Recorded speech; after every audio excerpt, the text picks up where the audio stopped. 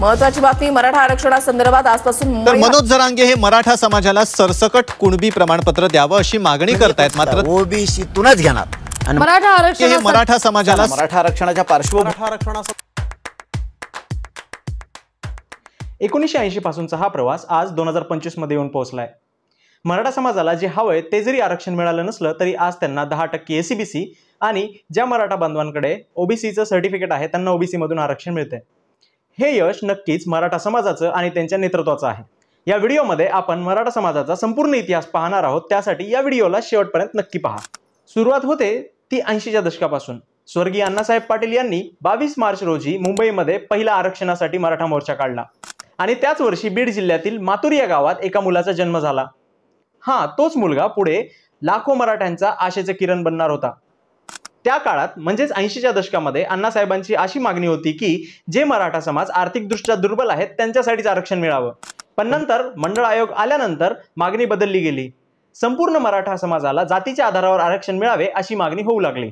पुढे 2004 मध्ये कुणबी मराठा आणि मराठा कुणबी यांना ओबीसीच्या यादीमध्ये समावेश करण्यात आला। मात्र याचा फायदा फक्त उत्तर महाराष्ट्र, कोकण आणि विदर्भातील मराठ्यांनाच झाला। बाकी उर्वरित महाराष्ट्रातील मराठ्यांना यापासून वंचित राहावं लागलं। पुढे 2009 मध्ये शरद पवार आणि काँग्रेसच्या बड्या नेत्यांनी मराठा आरक्षणाला पाठिंबा दिला। त्यानंतर 2012 मध्ये राणे यांच्या अध्यक्षतेखाली एक आयोग नेमण्यात आला। त्या आयोगानुसार मराठ्यांना 2014 मध्ये पृथ्वीराज चव्हाण सरकारने 16% आरक्षण दिले। मात्र त्याच वर्षी या आरक्षणाला मुंबई हायकोर्टाने स्थगिती दिली। कारण होती दोन। पहिलं, इंदिरा साहनी जजमेंटनुसार 50% ची मर्यादा ओलांडली गेली होती आणि दुसरं, मराठा समाज हा मागास आहे याचे ठोस पुरावे सरकारकडे नव्हते। त्यानंतर 2014 मध्ये सरकार बदललं गेलं। देवेंद्र फडणवीस नवीन मुख्यमंत्री झाले। त्यांनी सुद्धा या हायकोर्टाच्या निर्णयाला सुप्रीम कोर्टमध्ये चॅलेंज केलं, पण सुप्रीम कोर्टमध्ये सुद्धा स्थगितीच मिळाली आणि या आरक्षणाला थांबवलं गेलं। पुढे 2016 मध्ये कोपर्डी बलात्कार प्रकरणानंतर मराठा समाज खूप संतापला। त्यानंतर सुरू झाले मराठा क्रांती मोर्चा।